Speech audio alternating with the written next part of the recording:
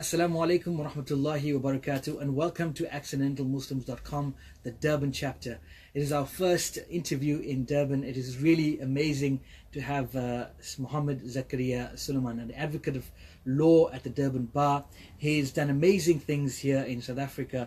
He's a former law research clerk to Justice Fund of Westhuizen and acting Justice Theron at the Constitutional Court of South Africa.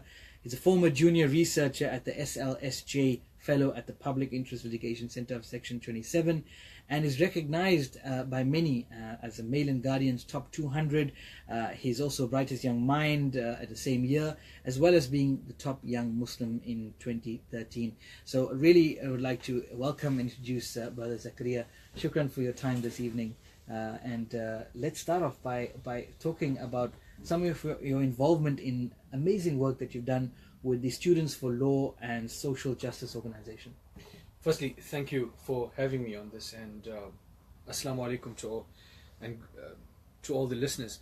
I joined Students for Law and Social Justice in my second year of law, and the story behind that is I was sitting in constitutional law, ironically, and there was a student who sat in the front of class who would consistently ask a ton of questions, and I was very interested in this person. So I went to speak to him, and I found out he was blind. We got talking and discussing, and ended up in the law library. And I found that he ended up carrying on onto his own path. So I asked him where he was going, and he explained to me that no, there's a computer room that people with disabilities use. So I went to see the room, and it wasn't the best of technology. It wasn't the best of rooms. It was used as a storeroom, and I did not have a platform to discuss this issue with someone. I spoke to him about it, and he said that this is how it is. So then, Students for Law and Social Justice was there at university, and they asked me to pitch the idea after speaking to them about it. And this built up a campaign around disability rights and facilitating people with disabilities in university.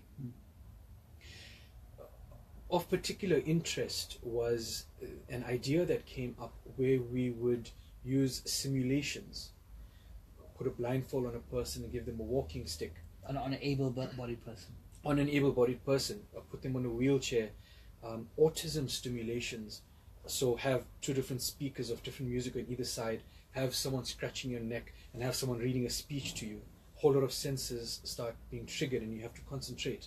Similar to one of the spectrums of autism. Wow. And we would tell a person, okay, you have a walking stick and a blindfold, go to touch room A or to Shepston 1. And they would find that there's obstacles and there's challenges that they would have, not having the ability to see or not having the ability to walk.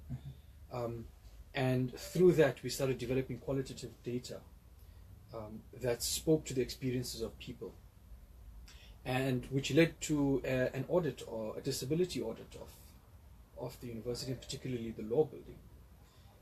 And that's where my interest and research interest in disability law peaked and kicked off from. That's amazing. So you've been part of Section 27, probono.org, giving time on really issues that you are passionate about, but also issues that face the general public. I mean, can you give us a little quick synopsis of some of the human rights activism that you've been dealing with in those organizations? Sure. Primarily, when I started at Section 27, I was predominantly involved in access to healthcare. And so I dealt with issues around patent medicines for tuberculosis. I dealt with access to ARVs and stockouts in clinics and in hospitals. I also dealt with procurement of food services at hospitals for patients, because food security has a large correlation with access to medicines. Thereafter, I moved into disability law and the researching into the content of the right to food. And so I dealt with access to education for learners with disabilities, and I worked on access or understanding the content of the right to food. When I spent an internship at probono.org, I dealt predominantly in refugee law and refugee rights, and dealt with refugees, predominantly political refugees who sought refuge in South Africa, and dealing with their appeals with Home Affairs. I know one of the topics you spoke about which really affected you, you said that it changed your way of thinking, was when you met a woman who'd been captured and Yes. raped, and she was in the Democratic of Congo? Yes.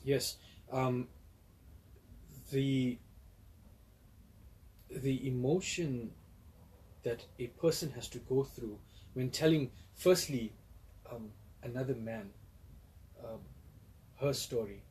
Secondly, a person who does not necessarily understand the language that she may be speaking in, and so having a translator. But thirdly, a stranger, having a person to relate such an intimately traumatic experience, had a profoundly deep effect on me in understanding the humanness behind such atrocities in such difficult circumstances. And I think, as I say, all our experiences in life, it shapes us in some way or somehow. It makes us rethink our position where we are in at the moment, and hopefully for the better it changes us. You haven't chosen a very usual line of work in terms of the legal fraternity. You've kind of gone on a different path. Why did you choose such a unique path? Well,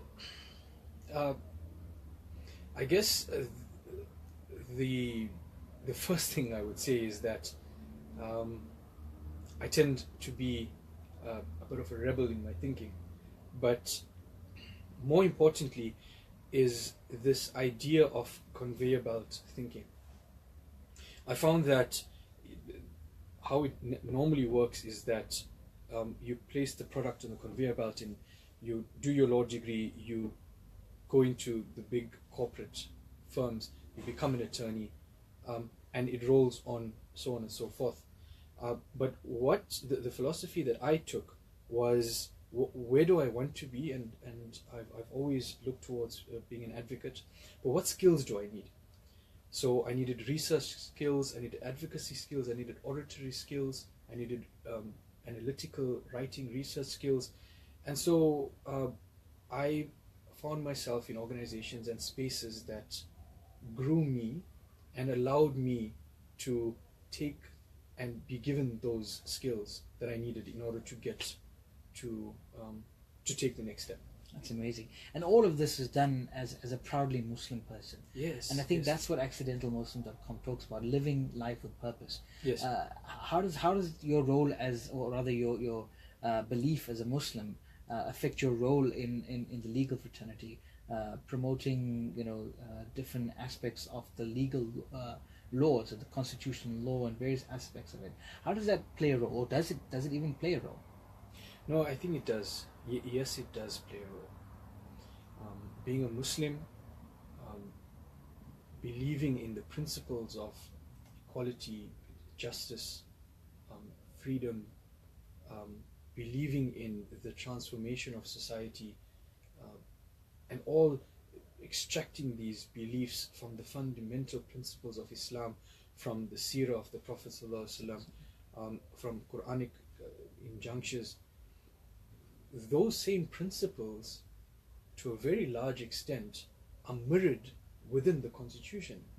Freedom, equality, justice, the transformation of society, recognizing the injustices of the past, unlocking the potential of the future of each person. And I firmly believe that being a Muslim is an integral part of being a lawyer as well, particularly because we have strong Islamic guidance and principle in order to understand the trajectory of legal thinking. That's beautiful. Well, I think that's all the time for on the live video. If you want to catch us more with the Advocate Zakaria, you can tune in hopefully soon. The podcast will be ready in a few more days' time. And it really was interesting having a good chat with an old friend, but we haven't met in after a very Yes. long while. So thank again for tuning in live on Facebook on AccidentalMuslims.com, the Durban chapter. It's our first interview, and we're so proud and happy to have Advocate Zakaria with us. And thank you for tuning in. So again, stay tuned. Mr. Zakaria, it was good to meet you again. I'm going to ask you to step back out of the limelight while I thank all our viewers, and you can then join us again, hopefully soon, with some new guests from Durban. The Cape Townians, don't worry, we're not going to overtake you. We're having a good time here in Durban. So once again, from me, Brother Nazeer and the Haraka Network, Assalamu alaikum wa rahmatullahi wa barakatuh.